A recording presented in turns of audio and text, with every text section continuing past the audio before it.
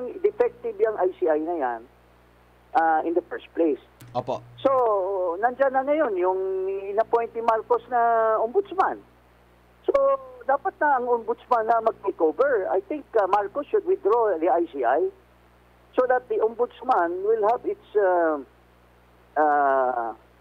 anong tawag nito, will only be able to perform its job of investigation of these cases. Pero how can they investigate if there are no cases yet filed? Wala pang cases na pinile dyan kay Diskaya. Wala pang cases filed dyan kay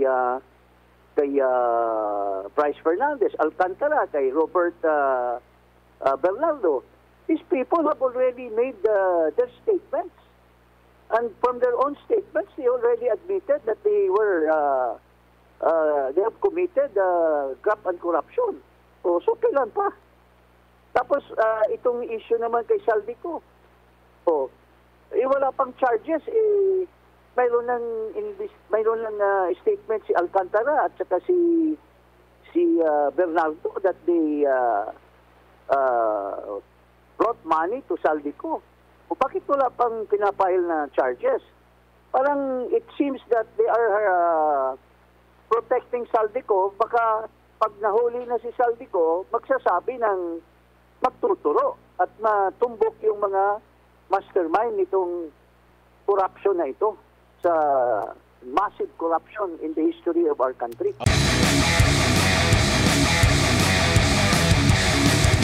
Meron pong joint statement na inalabas mismo ang mga negosyante po, no, na malalaking mga negosyante or mga business group sa bansa na pinamagatan yung kanilang joint statement, urgent appeal to His Excellency President Ferdinand Marcos Jr. Anong nakikita nyo na po dito, attorney? Umabot na ba sa sukdulan na pati sila na kumbaga nakakaangat, no, sa pamumuhay ay talagang apektado na ng nitong epekto ng korupsyon at meron silang mga panawagan dito dapat bilisan na ng gobyerno ang pagresolba dito sa talamak na korupsyon po, attorney? Well, unang-una, itong kanilang panawagan ay nag-umpisa ito sa mga statements ng State Department, statement ng Securities and Exchange Commission Chairman, tapos yung si Cora Guidote ng Central Bank, na talagang apektado na ang ekonomiya. Siyempre, ang mga negosyante, kung apektado na ang kredibilidad ng ating bansa, halos lahat ng mga negosyante, they are either exporters or importers. So kung apektado na ng ekonomiya, apektado na rin yung kanilang negosyo. So kung apektado na rin ang kanilang negosyo at nakita nila ang credibility ng ating bansa ay may kinalaman dahil sa sobra ng very bad image natin abroad. So it affects our ugnayan sa mga iba-ibang bansa. And naturally, kakatayan sa mga or pupuntayan sa mga negosyo ng mga ordinaryong Pilipino, either big time businesses, industry, and even to mga middle class businesses, mga maliliit na supermarket. Ito lahat po ay apektado. Lalo na dahil sa image natin, tumaas na rin yung exchange rate ng peso to dollars. So I think nasa na tayo ngayon, nananatiling 58 to 59. So tataas yung kailangan nating peso para makabili tayo ng mga imported goods for our machinery, for our supplies and everything. So apektado talaga ang mga negosyante. So sa PCCI, Management Association of the Philippines, yung Philippine yung Chinese Chamber of Commerce and Philippine Chamber of Commerce, lahat yan, isa lang ang panawagan nila. Pero hindi lang nila masabi, dahil takot din sila, ang panawagan nila talaga ay Marcos, mag-resign ka na. Dahil malala na yung problema natin and wala silang nakikitang solusyon. Yung ICI, puro kalukuhan lang yan. Can you imagine an established investigating body na it's not in public, it's hidden? Niluluto lang nila yung investigasyon nila. Paano malaman ng taong bayan kung sino nagtitestify? Kung credible ba yung testify? At kung sino-sino ang mga inimbestigahan, kung kapatid, anak, or ng presidente ang iniimbestigahan, pinsan. Tapos, hindi naman talaga sila totally, they're not totally independent in the real sense. Kasi lahat na reports nila, re-reviewin pa ni Marcos Jr. yan. So kung ang may final say, si Marcos Jr., magdududa ka na pwede niyang baguhin ang report bago i-file sa ombudsman. Pwede magkalutuan dyan. Diba? Opo. Meron nga usap-usapan na gagawin nilang state witness si Ginoong Speaker Romualdez. Nakakatawa yun kasi ano pa nga ang charges against Romualdez? Alam natin na he may be involved heavily in these allegations of corruption, pero the charges are not yet even been identified. Anong mga offenses? So how can you already say na pwedeng mag-state witness? Wala pang it's not even proven that he is the least guilty or the most guilty. So, nakakatawa itong ICI na ito, di ba? Alvar? Opo. Attorney, sa nakikita nyo po, meron kasing pahayag din ang palasyo matapos nga itong joint statement po ng 34 na mga business groups. Ito bang kanilang pagsasalita, patunay ba na hindi sila kontento sa ginagawa ngayon ng gobyerno sa kabila ng merong itinatag na independent commission? Kasi ang sinasabi dito, kino-quote natin dito si Undersecretary Castro, ang sabi niya, nararamdaman po ng Pangulo yung lukaret ng Malacanang. Opo, ito pong sabi niya, nararamdaman po ng Pangulo at ng administrasyon ang mga nararamdaman ng mga businessmen. Kaya po patuloy na ang ginagawang pag-iimbestiga at patuloy ang pagpapabilis ng aksyon para po mapanagot ang dapat mapanagot. And take note natin, lumabas itong kanilang pahayag, nabanggit mo nga dahil doon din sa mga issue doon sa pahayag ng US State Department. Pero inilabas nila ito sa gitna ng lagi ng pagtitiyak ng government na nandoon kami sa paglaban sa korupsyon, malapit ng matumbok. Ito na yung resulta, maganda ang naging resulta ng takbo ng ICI. Pero ito bang pahayag ng mga business groups, ito'y hindi pagsang-ayon sa kasalukuyang ginagawa ng gobyerno? Yes, klaro. Kaya nga nananawagan sila kay Marcos. Unang-una, dapat nga nananawagan sila na si Marcos mismo magpaliwanag bakit hindi siya ang mastermind. Unang-una, kasama na rin yan sa panawagan nila kasi unang-una, si Marcos ang naglabas ng pera na nakurakot ng mga buhaya. If Marcos did his duty as mandated by the Constitution to see to it that the budget is in order, that the budget is safe, that the budget does not provide any allocation that are unnecessary,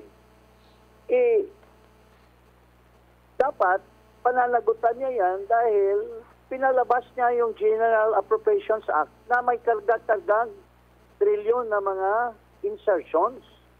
Tapos, yung unprogrammed funds, ni-release pa rin niya para din sa flood control. So, sino ba kailangang mananagot na yung pera ay ni-release niya sa DPWH? At itong amount na ito ay ito yung kinurakot naging ghost projects at saka substandard. So who is responsible? Sabi nga ni Justice Carpio, 29 billion lang yung binito niya. Yung 451 billion, ni-release niya. So he should own it. He should own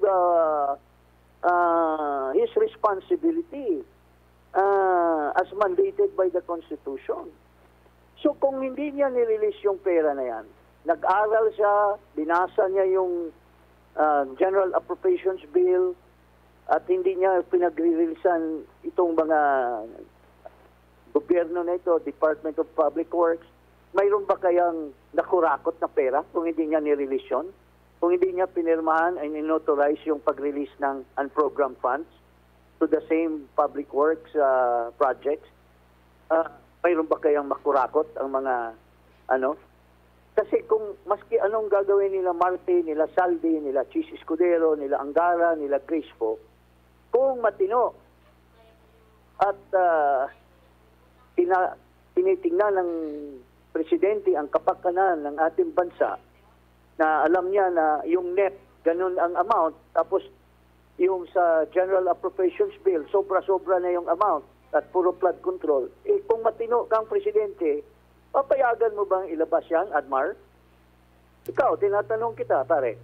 Opo kung dapat suriing mabuti kasi alam na natin yung mga issue na yan na merong talagang mga, kumbaga, naririnig na, nababalitan for sure. Naging mambabatas din siya sa mahabang panahon din. At marami din siya mga tauhan, obligasyon mo na suriin ang budget mo kung meron bang mga mali dyan. At kaya nga may veto powers din po, attorney, na pwede niyang maagapan kung ano man ang hindi karapat-dapat. Pero ang masama at masakit, nilabas niya. Pinirmahan niya. At nagyabang pa siya. In one occasion, tinanong siya, sabi niya, no, that's 4,000 pages. I have read every page of that. Nagyabang ka pa na you have read every page. Ano yan? Tsaka yung attorney, yung nabanggit na pag-aproba din ng DBM, hindi ba, marami na nag-question sa 2025 budget pa nga. It's the most corrupt budget. Sa kabila nito, marami ng mga issue patungkol dito nga sa corruption, pero parang pinayagan pa rin na makapag-release at mabigyan ng go signal na meron na kayong meron na kayong pondong naka-standby diyan na pwede na ninyong gamitin. Kung ikaw ay nagdadalawang isip doon sa pondo mo na parang may something na mali, di ba mas the more ka na maging cautious sa paggasto nito? Kaya nga, Admar, hindi bobo ang mga karamihan ng mga Pilipino. I think majority of the Filipinos na kapag-aral have instinct, basic instinct na matalino ang kanilang pag-iisip. Walang na pag-aartista lamang niya. Kunyari, mahiya kayo. Pero maraming nag-iisip na bago yan niya pinirmahan, may usapan na yan sila na papalusin yung budget. Attorney, Oo. dito pa sa... attorney. Klaro na... Ito, isingit ko lang po ito. Nakikita nyo po, di ba, may panawagan, may clamor po na magkaroon ng pagsasapubliko. Kasi nga, wala pa yung yung Senate Blue Ribbon Committee na tingin ng ating mga kababayan, medyo mas maganda pa yon kasi na televise na live stream, alam ng mga kababayan natin kung ito bang nagtatanong ay may tinatago, ito bang sumasagot ay may tinatago, Political lang ba itong mga katanungan na ito? Sa tingin nyo po, kung isa sa publiko po ba itong independent commission, makakagain ito ng traction, tiwala mula sa taong bayan? Yes, because alam mo, conflicting yung mga reports. Tulad nung naglabas ng si Azurin. Sabi niya, so far, itong Azurin, alam mo naman ito, saan galing ito? Ito yung Chief PNP nung tungkol doon sa mga drug, 6.7 billion drug, and hindi pa niya na sabi na hindi siya involved doon. Tapos nilagay ni Marcos. Tapos biglang hindi naman siya nagpa-authorize ng chairman ng ICI or ng board or ng commission.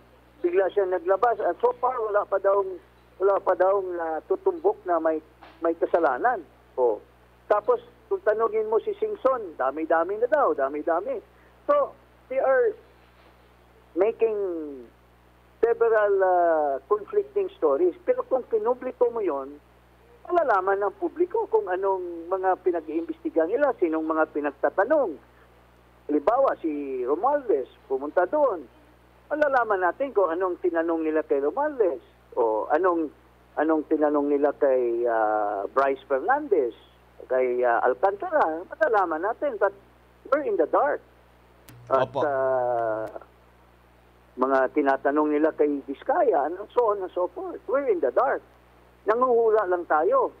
At tapos bigla silang lalabas ng findings, magtataka tayo. Paano nyo na-reach yung mga findings na yan? Hindi naman ninyo isa publiko yung mga nangyayari doon sa loob, unlike the Blue Ribbon Committee.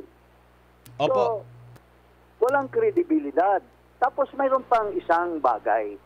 Kasalukuyan, mayroong issue. Mayroong petition to declare the ICI as unconstitutional in the Supreme Court, filed by Mr. Luis Parok Beraugo. Ito yung nag-file ng kaso noon nung nag-create si Noynoy Aquino ng Truth Commission. And it was declared by the Supreme Court as unconstitutional. So, walang ibang kaibhan itong ICI doon sa Truth Commission. Walang, there is a question on the conflict with the Ombudsman, parang usurpation. There's also a conflict in terms of the Equal Protection Clause na mga issues. So, magiging useless ito lahat kung na-declare na ang constitutional yan. So what happens now to all these expenditures and findings ng ICI? So, talagang defective yung ICI na yan in the first place. Opo. So, nandyan na ngayon yung in-appoint ni Marcos na ombudsman. So, dapat na ang ombudsman na mag-take over. I think Marcos should withdraw the ICI so that the ombudsman will have its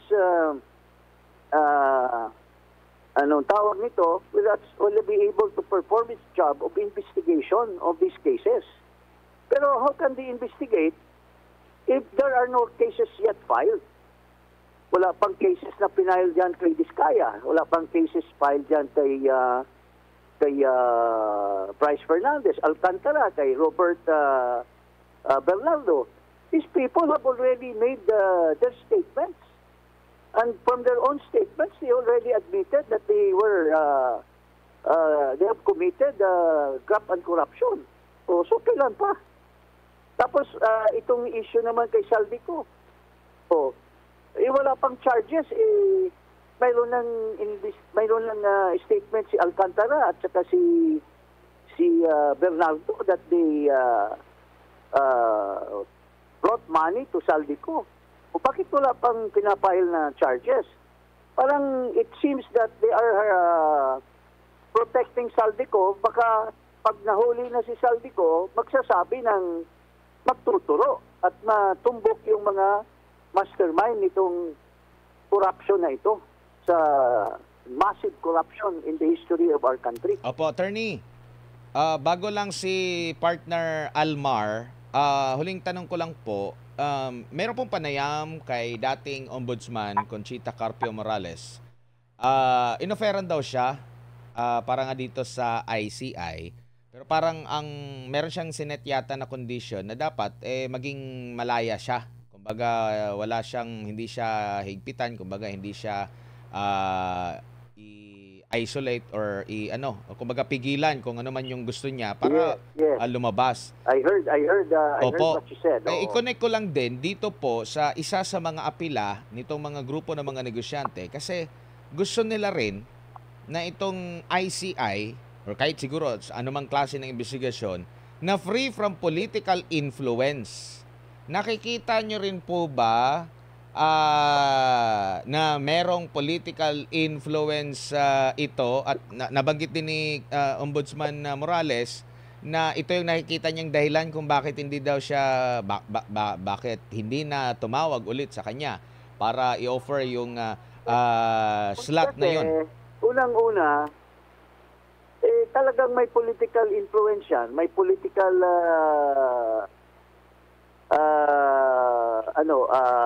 kakalabasan dyan. May political na kakalabasan. Kasi si Marcos ang final magde-decide eh.